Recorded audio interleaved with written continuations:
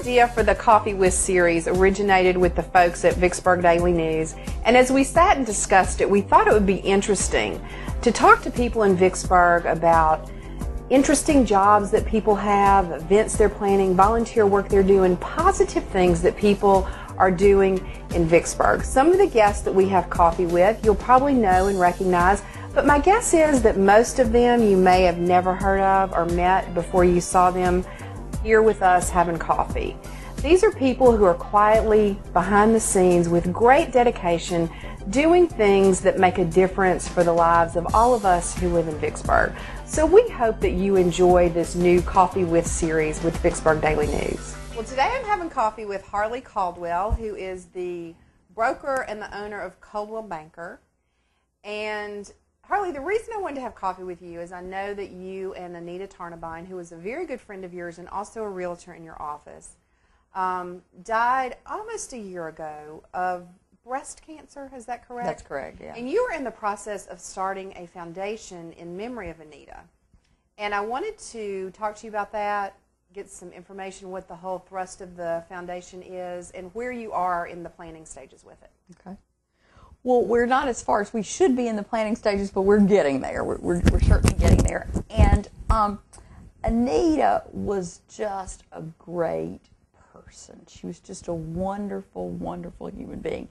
She married very young. She was 49 years old when she died, and she'd been married for almost 34 years. Wow. So she married extremely, extremely young, but she was probably one of the best educated people I ever knew. She went to Hines for a little while. She but never finished. I think she got close to finishing Hines. I don't know. That was before I knew her, but she was probably one of the best educated people I ever knew.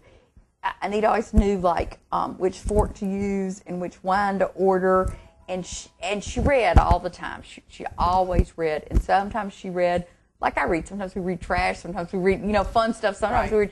But Anita always knew how to get to the source of anything she wanted to know. Maybe life hadn't taught her that. She'd just find a book about it and learn about it.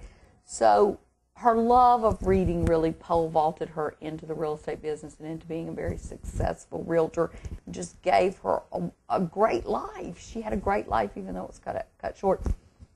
So when she died, when anybody loses someone real close to them, and particularly someone who's very young to die, we want to immortalize that person. We don't want people to forget about them. We don't want to let go of them. So for a while, we kind of played around with doing something for breast cancer, doing some kind of foundation to do some local breast cancer awareness. And when we really thought it all through, her friends and her family, there's plenty of there are plenty of resources to do things for breast cancer.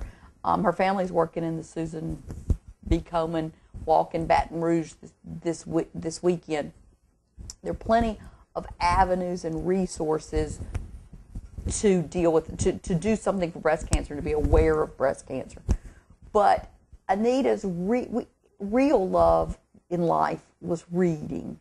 And so instead of immortalizing the way that she died, why not do something for the way that she lived? Mm-hmm. And what her passion was, and what had been so good for her was her love of reading. So we decided that we would follow an avenue of reading, and we're working on a plan that would enable children in Warren County to have reading resources whose families might not provide that for them. That's not we don't have a written mission statement yet, but that's our goal, is to put books and the ability to read, and hopefully then cultivate the love of reading that Anita had for local children whose families cannot do that for them. And I know you haven't really put everything together mm-hmm. yet, and you and I have had some conversations about how you're going to, kind of what this path is going to be.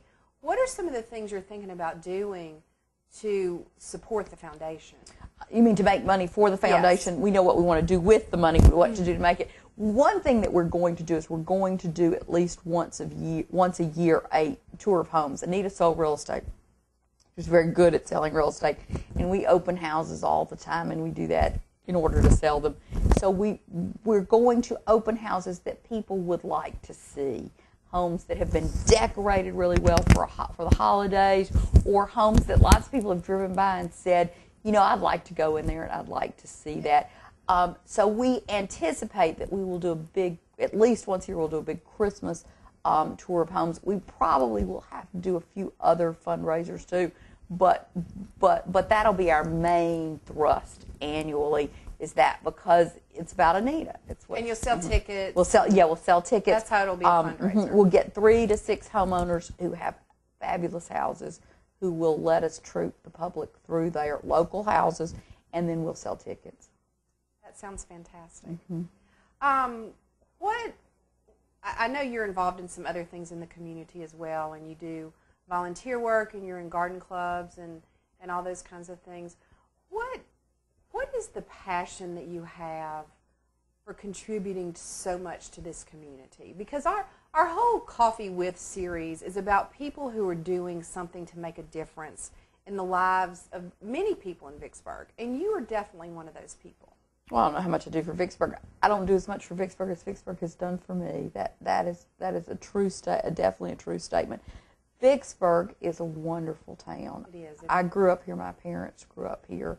I'm from Vicksburg. I am a Vicksburger. My husband used to say to people would say, "Are you a Vicksburger?" And he'd say, "Oh no, I moved here when I was 5." But finally, one day I said, "Could you just say, well, my children are Vicksburgers?" Yeah. But anyway, Vicksburg is our home, and there's so much to this town that people don't see always on the surface, and that is the people who live here. You know, we are a very eclectic town. We are one of the best educated populaces in our area. We're not what you expect us to be. If you're going to move to Vicksburg and you look us up on the encyclopedia, we're not at all what you're right. What you find when you get here. And that's the people who live here. I think you had that experience. Oh, absolutely. And it's interesting, we have such a contrast. You've been here all your life. I've been here about 5 years, even though I grew up, you know, not too far from here, and we came to Vicksburg to go to the city.